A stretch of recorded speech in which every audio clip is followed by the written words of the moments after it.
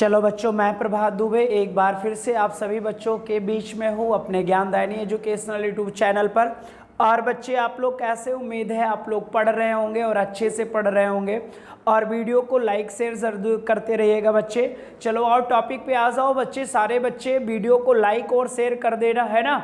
और बेटा जितने बच्चों ने कल बर्थडे विश किया था सभी बच्चों को थैंक यू सो मच बच्चे जो इस समय विश किए थे, ठीक है। तो आ जाओ बच्चे, एक बार फिर से हम लोग टॉपिक को स्टार्ट करते हैं। और एक बार बताना बच्चे कि हम लोग कहाँ तक पहुँच गए थे। सारे बच्चे एक बार मैसेज कर देना, बता देना बेटा। और मेरे ख्याल बच्चे फोर्थ जजेस केस के बारे में हम लोगों को पढ़ना था।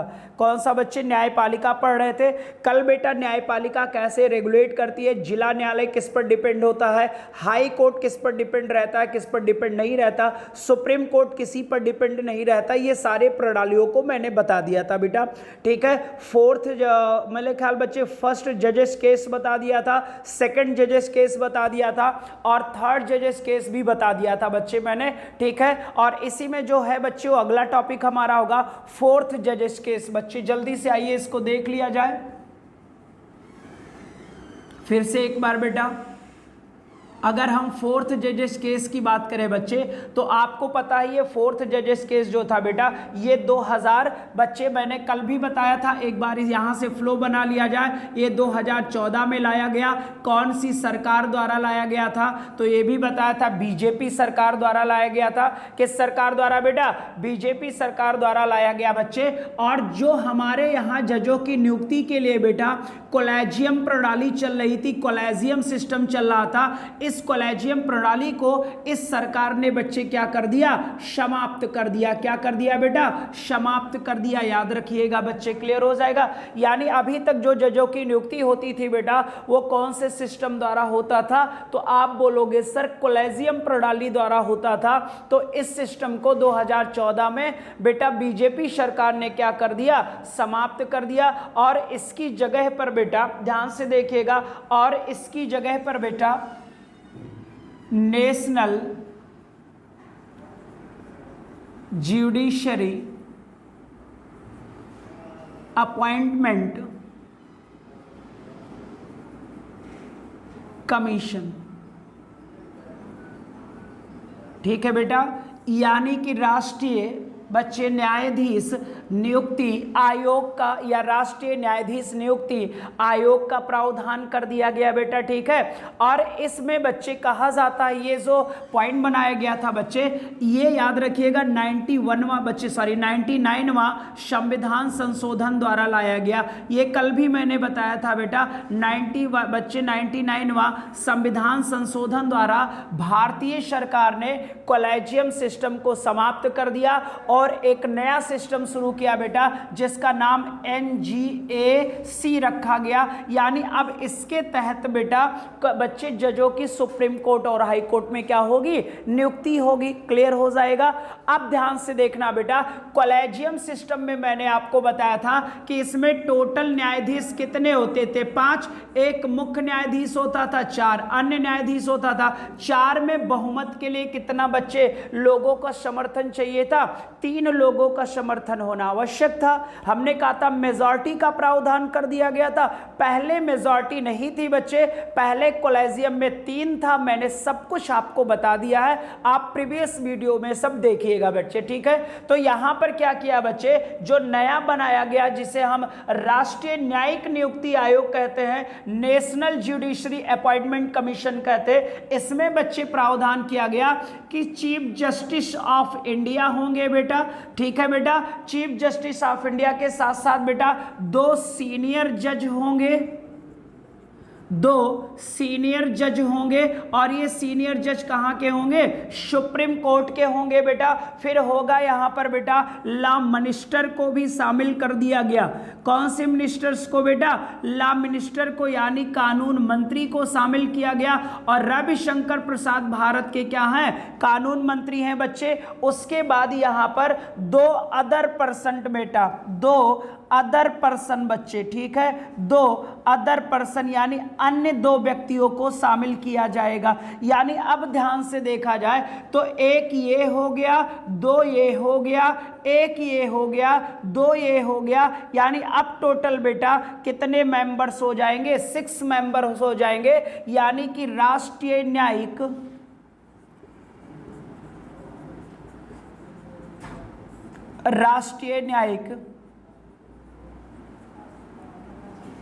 नियुक्ति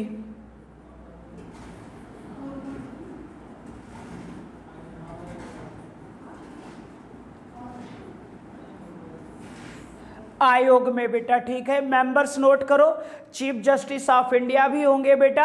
और याद रखना सर, ये जो 2 मेंबर्स होंगे, ठीक है, ये जो 2 मेंबर होंगे बेटा, ये कार्यपालिका के हो जाएंगे। कहां से आएंगे बेटा? कार्यपालिका से आएंगे बच्चे, याद रखना। यानी एग्जीक्यूटिव में बच्चे सदस्य होंगे। और ये जो 2 लोग होंगे बेटा, ये जो 2 बंदे होंगे सर, ये न्यायिक क्षेत्र से आएंगे बेटा। कौन से क्षेत्र से आएंगे? ये न्यायिक क्षेत्र से आएंगे। एक पॉइंट ये भी याद रखना आप लोग। यानी न्यायालय से हो गए 3 लोग और 3 लोग आएंगे एग्जीक्यूटिव से बेटा, यानी कि कार्यपालिका से आएंगे, ठीक है। इतनी बात बताओ, डन है कि नहीं है?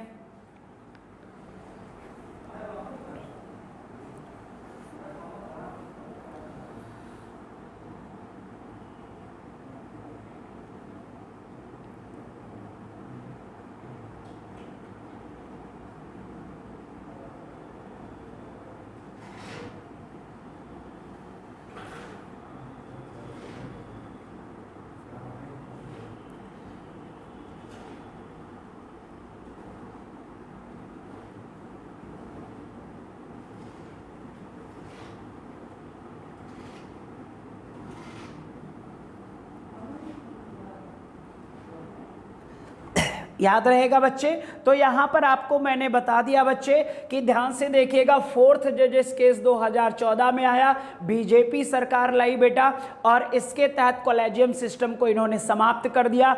एक नया कमीशन बना दिया जजों की नियुक्ति के लिए, जिसे नेशनल ज्यूडिशरी अपॉइंटमेंट कमीशन कहते हैं बेटा। 99वां संविधान संशोधन 2004 के तहत आया और बेटा इसे NGAC कहा गया, राष्ट्रीय न्यायिक आयोग कहा गया। इसमें बच्चे क्या किया गया? कहा गया चीफ जस्टिस ऑफ इंडिया होंगे, 2 सीनियर जजेस होंगे बेटा सुप्रीम कोर्ट के, लॉ मिनिस्टर होंगे, कानून मंत्री भारत के होंगे, और 2 अदर पर्सन होंगे। ये 3 पर्सन बेटा कार्यपालिका के होंगे, एग्जीक्यूटिव के होंगे, और ये जो 2 बंदे बच्चे होंगे यानी कि टोटल 3 लोग होंगे, ये जुडिशरी से होंगे बेटा, ठीक है। अब जब ये प्रणाली लागू किया सरकार ने बेटा, तो इसका बच्चे अच्छा खासा भारत में क्या हो गया? विरोध हो गया बेटा। और हमारी न्यायपालिका ने कहा कि जो भारत देश में बेटा कार्यपालिका और स्वतंत्र बच्चे न्यायपालिका कार्य कर रही है, यानी कि न्यायपालिका में कार्यपालिका का बराबर का हिस्सा आ रहा है। इस वजह से सर इस सिस्टम को जो कमीशन आयोग बनाई गई थी, सुप्रीम कोर्ट ने इसे मानने से क्या कर दिया? इनकार कर दिया बच्चे, ठीक है। इसका विरोध हुआ, लिख दे रहा हूं सर, इसका क्या हुआ बेटा? विरोध हुआ। और इस विरोध में यही कहा गया था कि न्यायपालिका में कार्यपालिका का बच्चे इंटरफेयर बढ़ जाएगा, तो जो पारदर्शिता है कार्यपालिका और न्यायपालिका का वो मिट जाएगा बेटा, ठीक है। तो विरोध किया गया बच्चे, फिर इसे समाप्त कर दिया गया।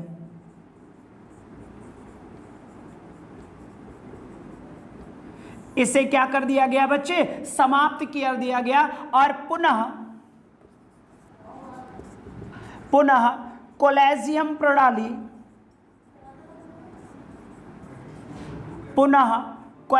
प्रणाली क्या कर दी गई बेटा? लागू कर दी गई। एक पॉइंट से याद रखिएगा, पुनः कॉलेजियम प्रणाली लागू कर दी गई। पुनः कॉलेजियम प्रणाली बेटा लागू कर दी गई।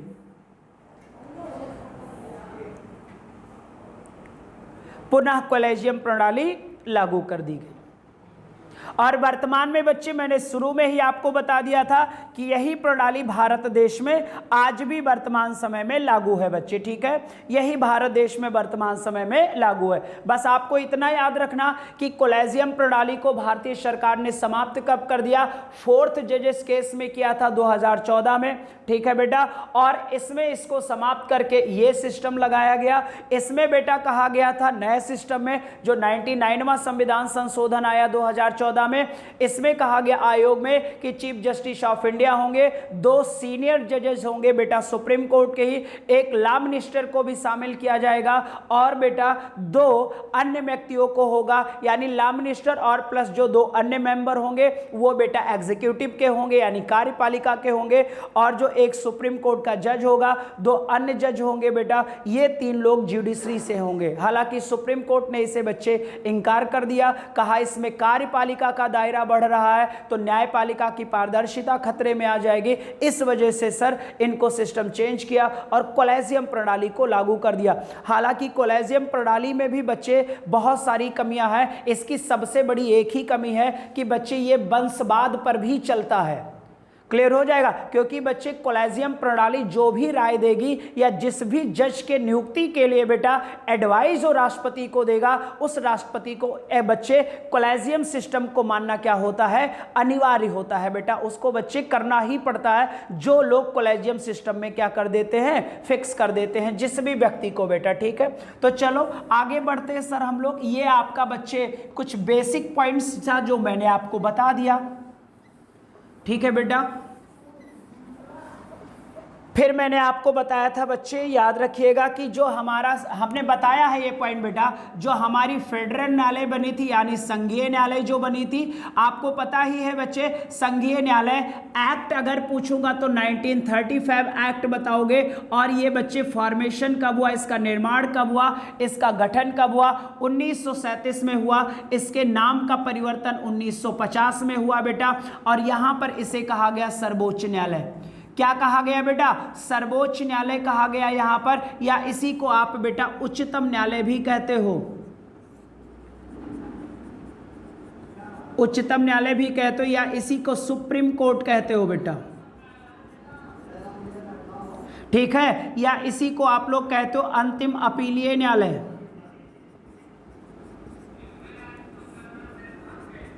इसी को आप लोग बेटे कहते हो अंतिम अपीलीय न्यायालय कहते हो बच्चे, ठीक है। और जब 1950 में बेटा बचाव व्यवस्था की गई थी तो एक चीफ जस्टिस ऑफ इंडिया था बेटा, और आपको पता है 7 अन्य न्यायाधीश थे बेटा, 7 अन्य न्यायाधीश थे। टोटल इनकी संख्या कितनी थी बेटा बच्चे, 1950 में इनकी संख्या 8 थी, और वर्तमान में बेटा संख्या जो पहुंच गई है, एक बच्चे चीफ जस्टिस ऑफ इंडिया है और 33 अन्य न्यायाधीश हैं।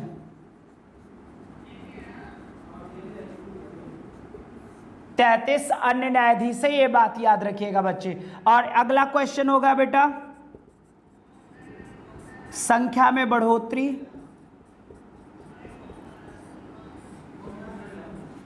संसद द्वारा, यानी जजों की संख्या में बढ़ोतरी कौन कर सकता है बेटा, आपकी संसद कर सकती है। क्लियर हो जाएगा, नोट कर लो कहीं पर।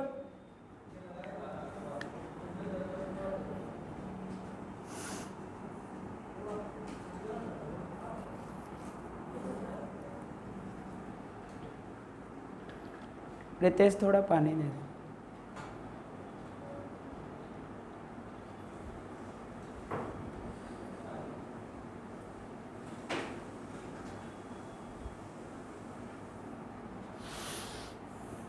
ठीक है बच्चे, तो जब बेटा 1950 में थी तो संख्या कितनी थी, 8 थी। मुख्य न्यायाधीश 1 था, 7 अन्य न्यायाधीश थे। वर्तमान में इनकी संख्या बच्चे 34 है, 33 अन्य न्यायाधीश है और एक चीफ जस्टिस ऑफ इंडिया है। बेटा अगर जजों की संख्या बढ़ाना होगा तो संसद द्वारा समय समय पर बेटा संघीय न्यायालय या बच्चे सर्वोच्च न्यायालय या उच्चतम न्यायालय या सुप्रीम कोर्ट में जजों की संख्या बच्चे बढ़ाती रहती है। ठीक है बेटा, जजों की संख्या बढ़ाती रहती है। अब चलिए कुछ यहाँ पर फिर से बेसिक पॉइंट्स नोट किया जाए बेटा, आप लोग डालिएगा हेडिंग, सुप्रीम कोर्ट भी डाल लीजिएगा और बच्चे हाई कोर्ट भी डाल लीजिएगा।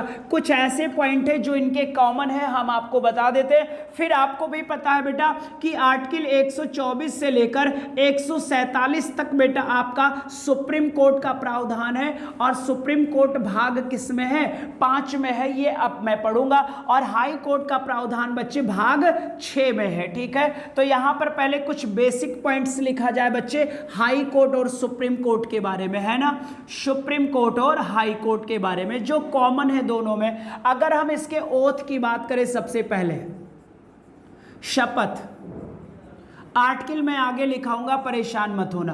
तो अगर हम बच्चे ओथ की बात करें तो सुप्रीम कोर्ट के अगर चीफ जस्टिस ऑफ इंडिया की बात करें कि बेटा भारत के मुख्य न्यायाधीश को शपथ ग्रहण कौन करवाता है, तो आपको पता है बेटा राष्ट्रपति करवाता है। कौन करवाता है, राष्ट्रपति। लेकिन अगर बच्चे अदर जजेस की बात करें, अगर हम अदर जजेस की बात करें बेटा, यानी अन्य जजों की बात करें, तो अन्य जजों को शपथ ग्रहण जो सुप्रीम कोर्ट का होगा उसे चीफ जस्टिस ऑफ इंडिया दिलवाएगा। बस यही थोड़ा सा डिफरेंस है, समझ लो। अगर मुख्य न्यायाधीश के बच्चे शपथ ग्रहण की बात किया जाएगा तो राष्ट्रपति दिलाएगा, राष्ट्रपति को शपथ ग्रहण करना होगा तो चीफ जस्टिस ऑफ इंडिया दिलाएगा। अदर जजेस की बात करें जो सुप्रीम कोर्ट में 33 वर्तमान में अन्य बच्चे जज हैं, उनको बच्चे जो शपथ ग्रहण करवाएगा वो चीफ जस्टिस ऑफ इंडिया करवाएगा। क्लियर। अब यहीं पर तुरंत अगर हम हाई कोर्ट को देख ले बेटा, तो अगर हाई कोर्ट में बेटा हम chief justice of high court की बात करें बेटा, हाई कोर्ट के मुख्य न्यायाधीश की बात करें, चीफ जस्टिस की बात करें, तो इनको बेटा ये गवर्नर दिलाएगा, यानी कि शपथ ग्रहण कौन दिलाएगा, राज्यपाल दिलाएगा। और यहां पर अगर अन्य जज की बात करें बेटा, जो अन्य जज होंगे इनको कौन दिलाएगा, तो बेटा मुख्य न्यायाधीश दिलाएगा हाई कोर्ट का।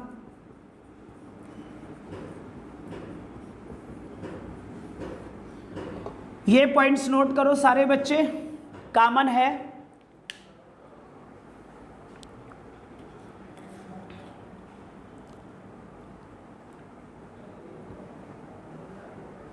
यानी chief justice of high court, chief justice of high court को शपथ बच्चे उस राज्य का राज्यपाल दिलाएगा जिस राज्य में उच्च न्यायालय होगा, और उसी राज्य के उच्च न्यायालय का मुख्य न्यायाधीश अन्य राज्य के बच्चे अन्य जजों को क्या दिलाएगा, तो आप बोलोगे सर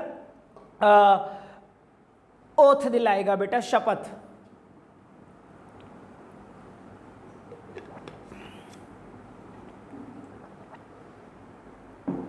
ठीक है बेटा।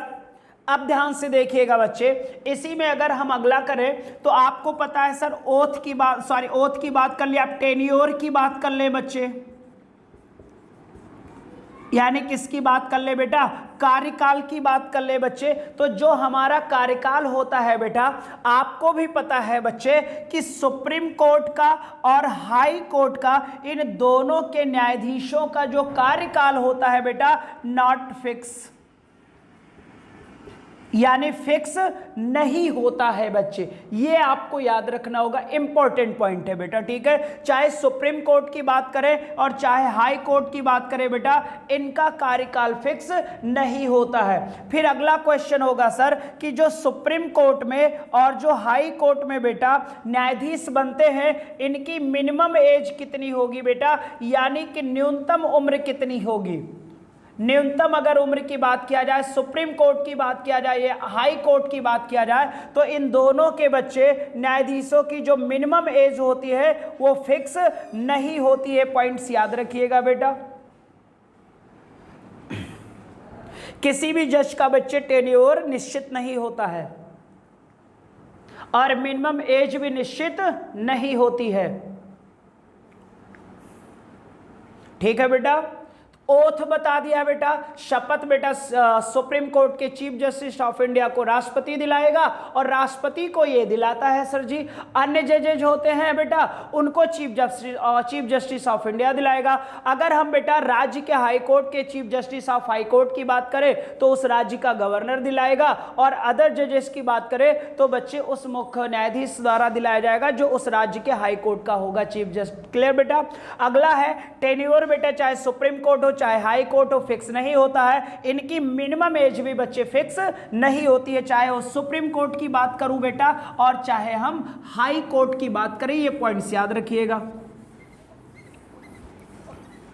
ठीक है। अब अगला होता है बच्चे, आप इनका मैक्सिमम एज बताओ। तो अगर कभी भी बच्चे अगर आपसे पूछ लिया जाए कि मैक्सिमम एज कितनी होती है बेटा, तो सुप्रीम कोर्ट में बेटा आपको पता है 65 वर्ष होती है, और मिनिमम एज जो हाई कोर्ट की होती है बेटा वो 62 वर्ष होती है। ये आपका इंपॉर्टेंट है बेटा, इसे नोट करिएगा। मिनिमम एज पूछेगा, चाहे सुप्रीम कोर्ट पूछूं चाहे हाई कोर्ट पूछूं, आप तुरंत लगाओगे सर नॉट फिक्स है। लेकिन अगर बेटा मैक्सिमम एज की पूछूं, अधिकतम उम्र की बात करूं, तो आपको पता है 65 वर्ष होना चाहिए और हाई कोर्ट में 62 वर्ष होना चाहिए बच्चे, ठीक है। फिर अगला पॉइंट होगा सर, ये रिजाइन किसको देते हैं, यानी अगर इनके इस्तीफा की बात किया जाए बेटा, तो चाहे सुप्रीम कोर्ट के जज हो और चाहे बेटा हाई कोर्ट के जज हो, आपको पता है सबकी नियुक्ति मैं आगे बताऊंगा बेटा, सबकी नियुक्ति राष्ट्रपति द्वारा की जाती है बच्चे। तो आपको पता है इस्तीफा भी किसको देंगे, राष्ट्रपति को ही देंगे। रिजाइन किसको देंगे, तो आप बोलोगे सर राष्ट्रपति को देंगे। तो हमने ओथ भी एक साथ बता दिया, टेन्योर भी बता दिया, मिनिमम एज बता दिया, मैक्सिमम एज बता दिया बेटा, ठीक है। और ये बच्चे आपका रिजाइन भी बता दिया कि रिजाइन किसे देते हैं। अब बताओ जितना अभी तक बताया, इतनी बात आप लोगों के समझ में आ गई कि नहीं आई। मैंने पहले बेसिक पॉइंट बता दिया, कितने प्रकार के केस होते हैं, कौन सा व्यक्ति अधीनस्थ है, कौन इंडिपेंडेंट है, कौन डिपेंडेंट है, ये सब मैंने टॉपिक बता दिया। सिविल केस बेटा आपको पता है direct supreme court high court में जा सकता है। फंडामेंटल राइट का केस डायरेक्ट बच्चे सुप्रीम कोर्ट में जा सकता है। दो राज्यों का मौका बच्चे, राज्यों का मुकदमा हुआ डायरेक्ट सुप्रीम कोर्ट में जा सकता है। जनहित याचिका का मैटर जा सकता है। लेकिन अगर कोई भी बच्चे क्रिमिनल केस हुआ, क्रिमिनल मैटर हुआ, आपराधिक मामला हुआ, तो आप उसे डायरेक्ट सुप्रीम कोर्ट में लेकर हाई कोर्ट में नहीं जा सकते हो, वो डिस्ट्रिक्ट कोर्ट में ही होगा, ठीक है।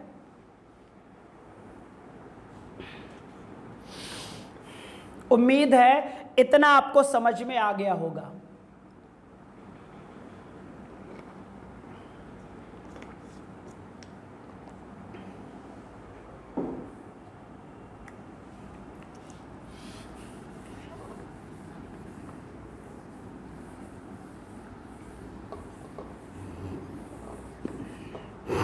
अगर इतना आपको समझ में आ गया है तो हेडिंग डालो बच्चे, सर्वोच्च न्यायालय।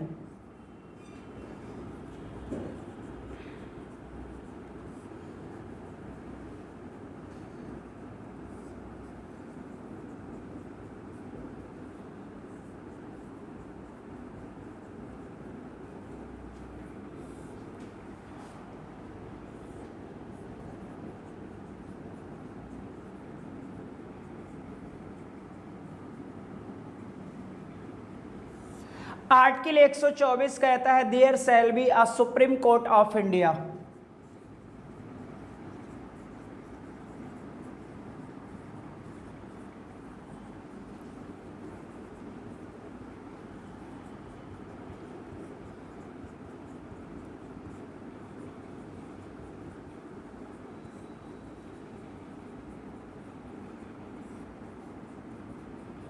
भारत में एक सर्वोच्च न्यायालय होगा। कौन सा आर्टिकल कहता है, 124 कहता है भारत में एक सुप्रीम कोर्ट या सर्वोच्च न्यायालय होगा, ठीक है बेटा। और यहीं पर लिखा गया था कि सुप्रीम कोर्ट में बेटा एक चीफ जस्टिस ऑफ इंडिया होगा और बेटा 7 अन्य न्यायाधीश होंगे। और बेटा आपको पता है कि ये कंडीशन था 8 और ये 8 प्रावधान था 1950 में था बेटा। कब था, 1950 में था बच्चे। अगला पॉइंट ये हो जाएगा, जजों की संख्या संसद बढ़ा सकती है बच्चे।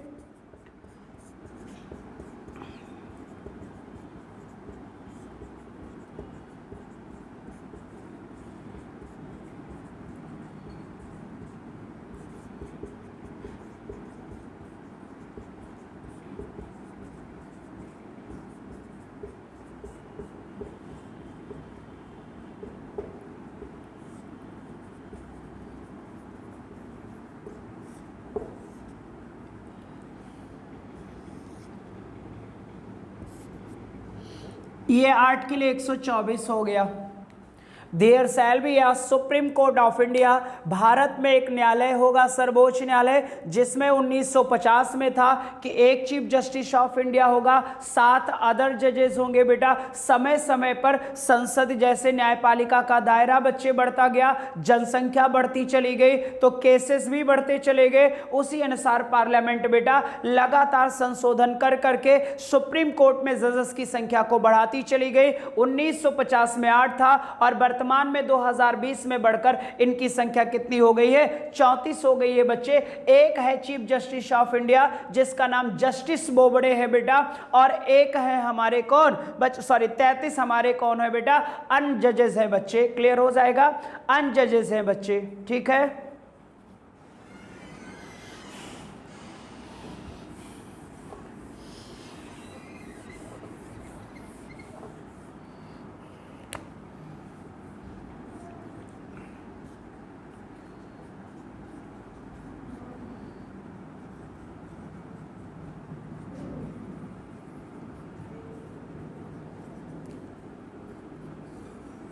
आर्टिकल 124 के सब क्लास 2 में लिखा गया है, मैक्सिमम एज की बात किया गया है बेटा। सुप्रीम कोर्ट में मैक्सिमम एज जो होता है वो कितने वर्ष होता है? 65 वर्ष होता है बेटा। कितने वर्ष होता है? 65 वर्ष होता है बच्चे। और 224 का आर्टिकल सब क्लास 2 का ए पॉइंट जो कहता है बेटा, ये इनके रिजाइन की बात करता है और ये लोग अपना इस्तीफा देते हैं। और आपको पता है सर, इस्तीफा भी मैंने कहा था ये रिजाइन किसको देंगे? राष्ट्रपति को देंगे। किसको देंगे बच्चे?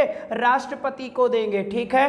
फिर बच्चे यहां पर आर्टिकल 124 सेकेंड हो गया। अगला होता है बच्चे आर्टिकल 124 का सब क्लास 3 क्या कहता है? सब क्लास 3 ये कहता है बच्चे कि यहां पर योग्यता की बात की गई है बेटा। तो इसमें एक पॉइंट और मैं चाहूंगा बढ़ा लो।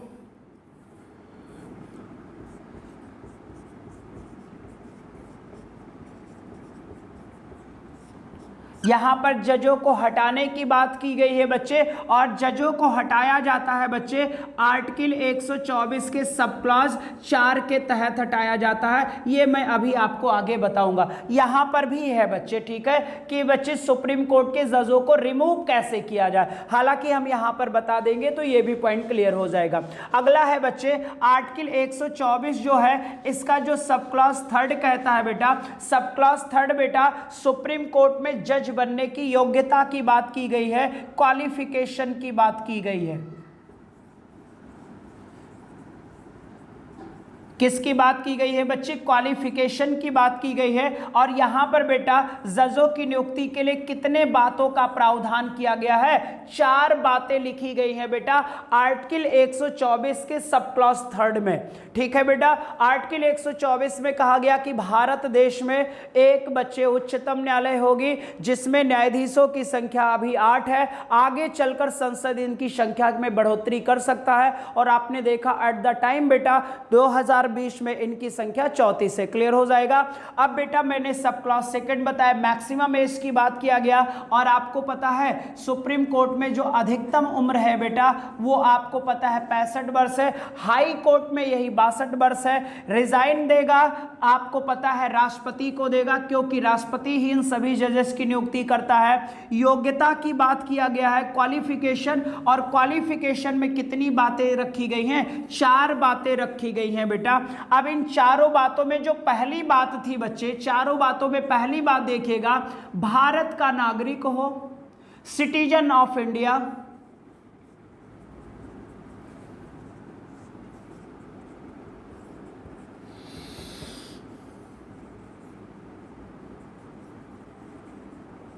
क्या हो बच्चे? सिटीजन ऑफ इंडिया होना चाहिए।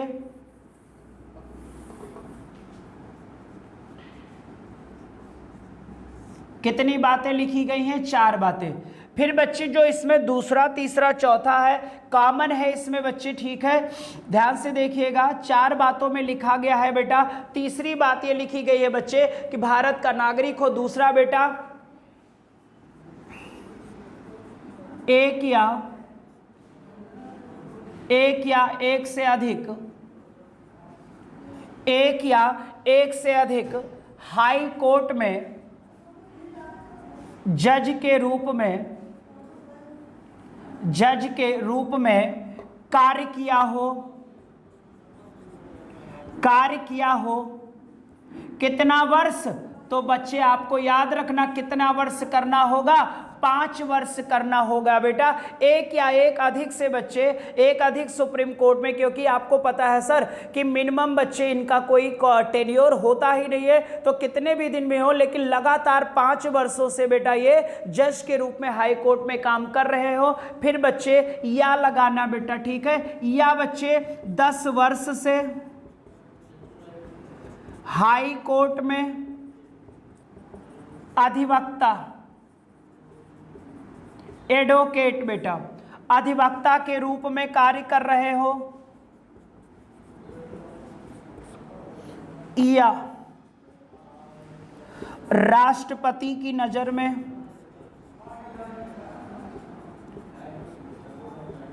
विधिवेत्ता हो।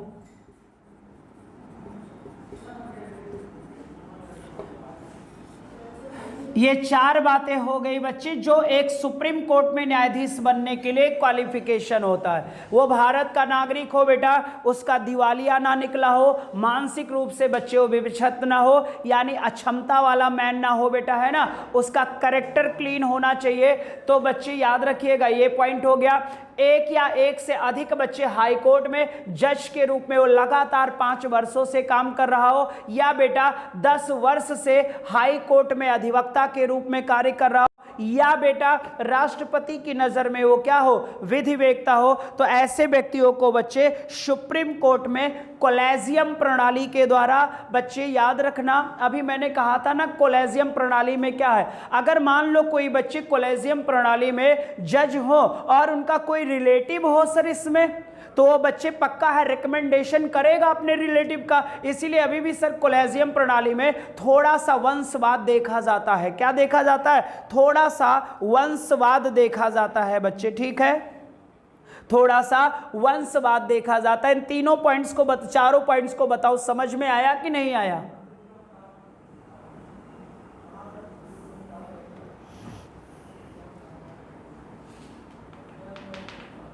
कितना टाइम हो गया यहां?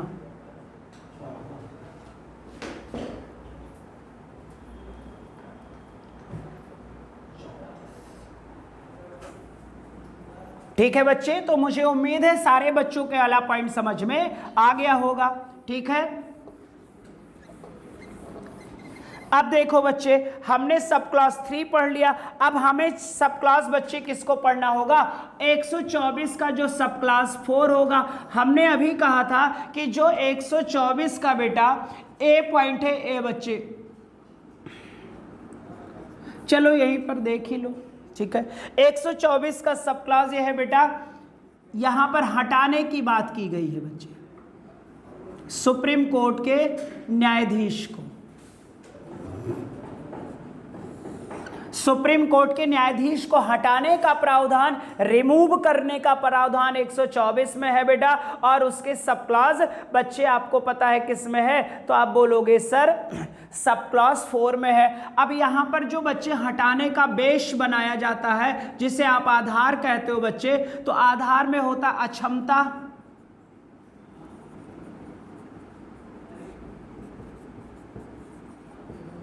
साबित कदाचार, यानी जो बच्चे वो मिसबिहेवियर करता है बेटा, अगर वो साबित हो जाएगा तो पद से हटा दिया जाएगा, या काम करने में वो क्या होगा, अक्षम होगा बेटा, इनकैपेबिलिट होगा बच्चे, तो उसे बच्चे याद रखिएगा। यानी कि बच्चे यहाँ पर प्रूव्ड हो जाए मिसबिहेवियर, या बच्चे इनकैपेसिटी हो, बच्चे अक्षमता हो उसके अंदर, तो फिर बच्चे याद रखिएगा उस व्यक्ति को पद से हटा दिया जाएगा, ठीक है। अब याद रखना सर, हटाएगा कौन? हटाने का कार्य बच्चे राष्ट्रपति करता है,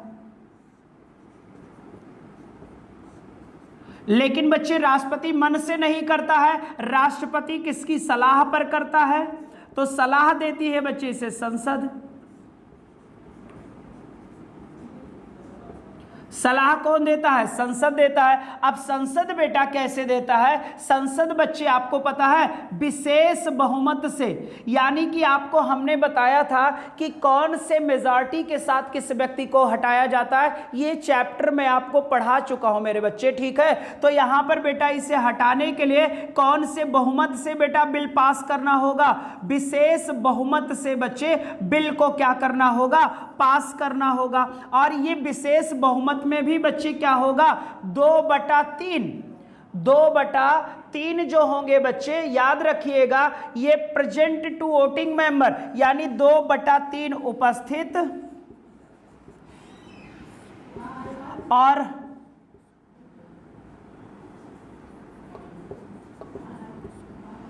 मत के बहुमत के आधार पर,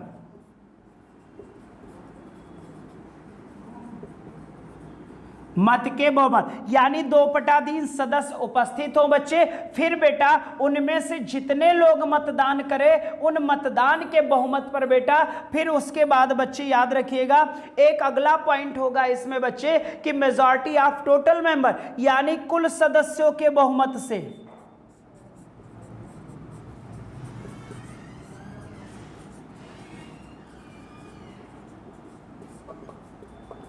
जब ये दोनों बच्चे बहुमत से पास हो जाएगा तब याद रखना उस बच्चे जज को हटाने के लिए बिल संसद में पास हो जाएगा। तब संसद बेटा एडवाइस देगा राष्ट्रपति को, तो राष्ट्रपति सुप्रीम कोर्ट के उस जज को बच्चे क्या कर देगा? हटा देगा।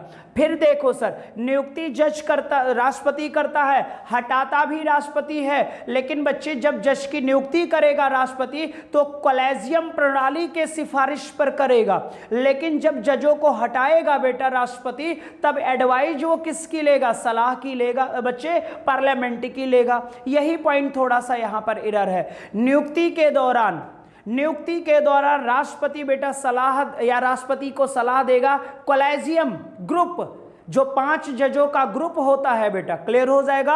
और जब हटाएगा तो विशेष बहुमत, यानी बेटा उपस्थित और मतदान करने वाले सदस्यों के बहुमत से और कुल सदस्यों के बहुमत से बच्चे, ठीक है। जब दोनों तरीके के बहुमत से बिल पास हो जाएगा तब बेटा इस व्यक्ति को राष्ट्रपति पद से हटा देगा। वह व्यक्ति जिस पर साबित कदाचार हो, प्रूव्ड मिसबिहेवियर हो और इनकैपेसिटी हो, काम करने में अक्षम हो, तो हम उस बंदे को बेटा जज के पद से हटा देते हैं। जज के पद से क्या कर देते हैं? हटा देते हैं, ठीक है।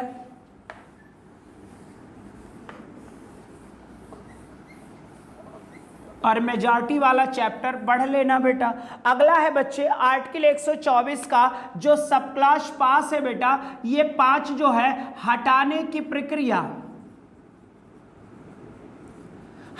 की प्रक्रिया संसद पर निर्भर करती है बेटा।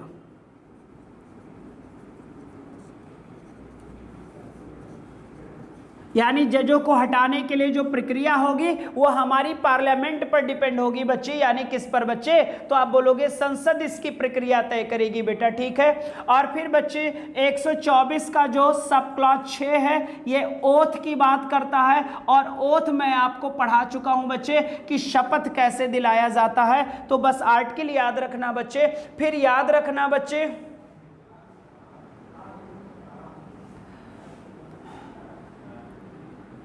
124 का सब क्लॉज 7 पॉइंट भी होता है बेटा। और यहां पर कहा गया है बच्चे जो सुप्रीम कोर्ट का जज होगा वह किसी भी न्यायालय में अधिवक्ता के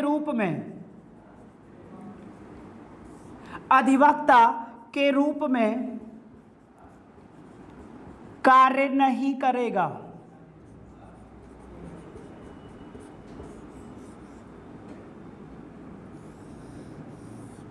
यानी सुप्रीम कोर्ट का जो जज होगा बेटा वो बीच में ही अगर वो बच्चे त्यागपत्र दे दे या सेवानिवृत्ति के बाद, रिटायरमेंट के बाद वो किसी भी न्यायपालिका में बेटा एज ए एडवोकेट कार्य नहीं कर सकता है बच्चे। ये रोकता है संविधान का आर्टिकल 124 का सब क्लॉज 7 बेटा रोक देता है। याद रखना इस पॉइंट्स को, आया हुआ क्वेश्चन है, इंपॉर्टेंट है बेटा।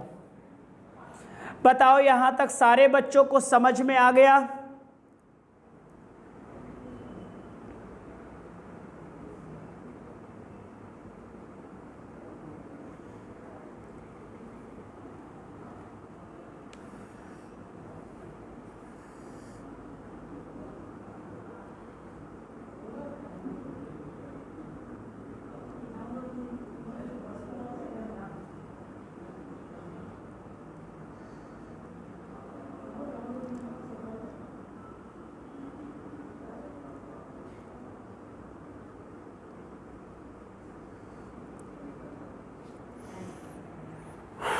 चलो 124 में अगर आपसे पूछे तो कितने सब क्लॉज हम लोगों ने पढ़ लिए बेटा, तो आप बोलोगे सर 7 सब क्लॉज हमने पढ़ लिया। अच्छे से बता दिया है, एक दो बार बेटा घर पर लिखकर प्रैक्टिस कर लेना, आपका ये आर्टिकल शानदार तरीके से क्या हो जाएगा, तैयार हो जाएगा। अब हम बात करते हैं बच्चे सुप्रीम कोर्ट के ही आर्टिकल 125 की। अगर हम आर्टिकल 125 की बात करें बच्चे, तो आप याद रखना कि आर्टिकल 25 बात करता है सैलरी की। किसकी बात करता है? वेतन की बात करता है। और वेतन बात करता है सुप्रीम कोर्ट के चीफ जस्टिस ऑफ इंडिया की बेटा, और अन्य अदर जजेस की बात करता है बच्चे। और आपको पता है सुप्रीम कोर्ट की इस समय सैलरी है 2,80,000।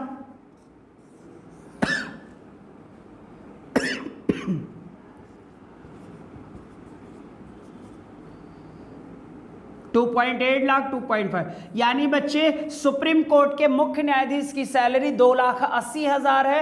अब है बेटा, और अन्य जजेस की नियुक्ति बच्चे, अन्य जजेस का बच्चे जो वेतन है वो 2.5 लाख रुपए है। और यही बच्चे जब हाई कोर्ट के मुख्य न्यायाधीश की बात करोगे तो उनकी सैलरी 2.5 लाख रुपए है। और आपको पता है सर कि इनको जो वेतन है, जो भत्ता है और जो पेंशन है, ये तीनों दिया जाता है बच्चे कंसोलिडेट फंड ऑफ इंडिया से।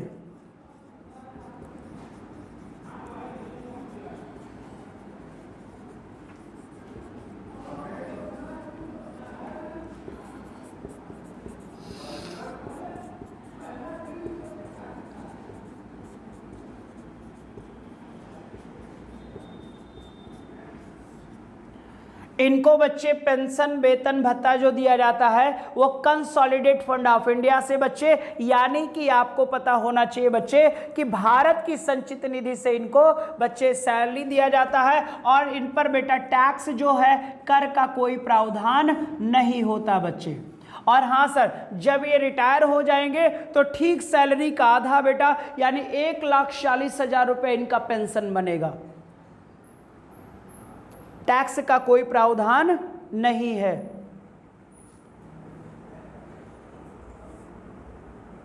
टैक्स का कोई प्रावधान नहीं है। और मुझे उम्मीद है ये भी आर्टिकल आपको समझ में आ गया होगा। तो बच्चे अगर सुप्रीम कोर्ट के जज की सैलरी की बात करें तो आप तुरंत बताना सर आर्टिकल 125 में है। कितनी है? सुप्रीम कोर्ट के मुख्य न्यायाधीश की सैलरी 2,80,000 है। अन्य जजेस की बच्चे सैलरी 2.5 लाख है। वेतन भत्ता पेंशन ये सब इनको कहां से मिलता है? स्टेट बच्चे नहीं, कंसोलिडेट फंड ऑफ इंडिया से मिलता है बच्चे। फिर अगला है आर्टिकल बच्चे 126,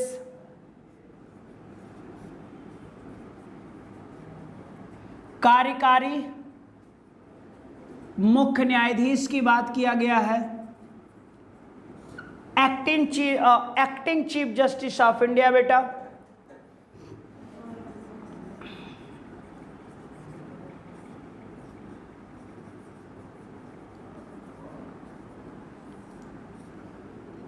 जब बच्चे चीफ जस्टिस ऑफ इंडिया जो है ये किसी कारणवश बच्चे लिख देना पद खाली हो या बच्चे ये अनुपस्थित हो, किसी कारणवश बेटा छुट्टी उट्टी भी ले सकते हैं बच्चे, तबीयत खराब हो जाए या इन कंडीशन में अगर मुख्य न्यायाधीश का पद खाली रहेगा तो आपको पता है बच्चे एक्टिंग बच्चे मुख्य न्यायाधीश की नियुक्ति की जाएगी। और आपको पता है जो acting chief justice of India appointment होता है बेटा, ये अपॉइंट होता है या नियुक्ति होती है, ये उन्हीं बच्चे, अन्य जजेस में से ही बच्चे इनकी नियुक्ति कर देता है राष्ट्रपति। कौन कर देता है मेरे बच्चे? तो आप बोलोगे राष्ट्रपति कर देता है, ठीक है।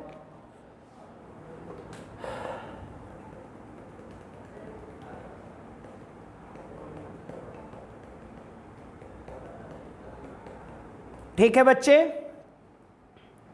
अगला हेडिंग आप लोग डाल लेंगे बच्चे आर्टिकल 127,